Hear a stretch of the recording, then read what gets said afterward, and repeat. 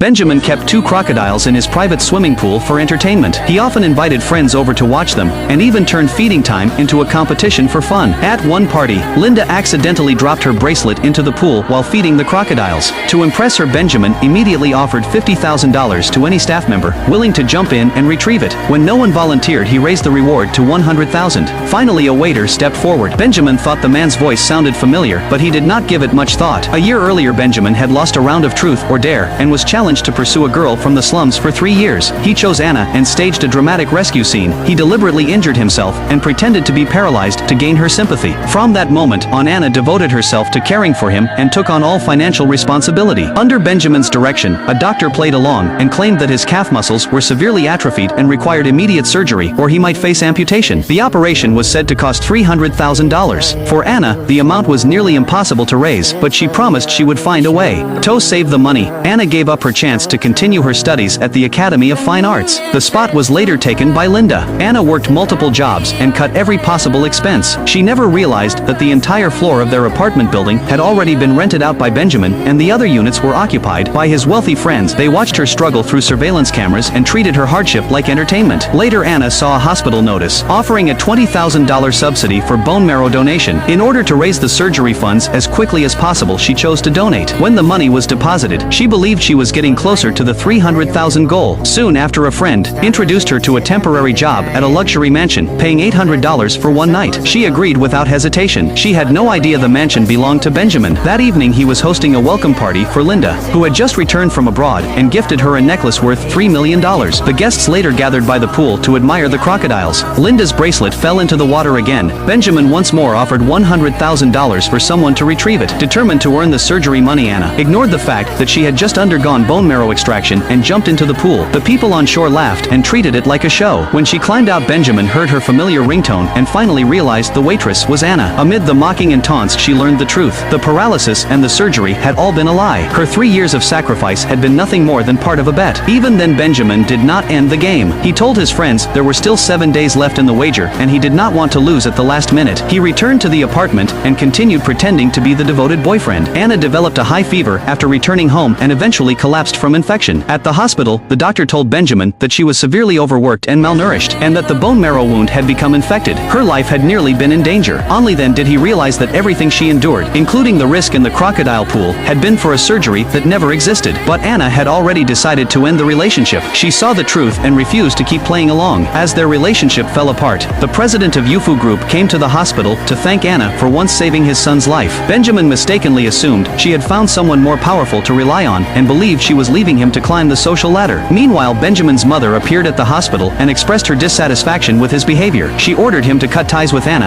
and prepare to get engaged to Linda, who came from a matching family background. Benjamin agreed on the surface, but resented being the one abandoned. Determined to regain control, he began using his family's influence to target Anna. What started as a joke slowly turned into a ruthless campaign against her. The next day, Anna was presenting the game concept art she had worked on all night. The director abruptly threw a termination contract in front of her. She was accused of plagiarism and fired on the spot. She had no way to defend herself. When she returned to her apartment in a daze, she found the landlord clearing out her belongings. The landlord explained that the property had been purchased by a man and all her possessions had been discarded at the dump. The buyer was Benjamin. Anna rushed to the garbage site and desperately searched for her sketches and a cheap clay figurine that had symbolized their love for the past 3 years. She finally broke down completely. Benjamin appeared in front of her and confessed everything. His legs had healed long ago, and he had bribed the doctor to fake the diagnosis. He was the one who reported her for plagiarism and cost her job. He bought the apartment and left her homeless. He stated all of this calmly. In his mind, once she lost everything, she would return to him, like before. He failed to understand that what he destroyed was not her life, but the last bit of attachment she had left. Anna looked at the man in front of her as if he were a stranger, and her heart finally went cold. With no other option, Anna took a job as a waitress at a KTV lounge to survive. Linda arrived with a group of wealthy friends looking for trouble. She deliberately spilled alcohol on her $500,000 dress and blamed Anna. She coldly offered 2 choices: either pay for the dress or drink the 2 bottles of strong liquor on the table. To end the humiliation, Anna chose to drink. She lifted the bottle and swallowed it in one motion. The burning liquid scorched her throat and what little dignity she had left. After finishing both bottles, she could barely stand and thought it was over. Linda then claimed her ring was missing and pointed out that Anna was the only outsider in the room. People around her shouted that Anna should be stripped and searched. 2 men held Anna down as she struggled in despair. Linda smirked and called Benjamin. She sweetly told him that someone was about to hurt her and asked him to come play the hero. She wanted wanted him to see with his own eyes how low the woman he once loved had fallen. Just as Anna's top was being torn open, and her humiliation reached its peak, the door to the private room was kicked open. Benjamin rushed inside.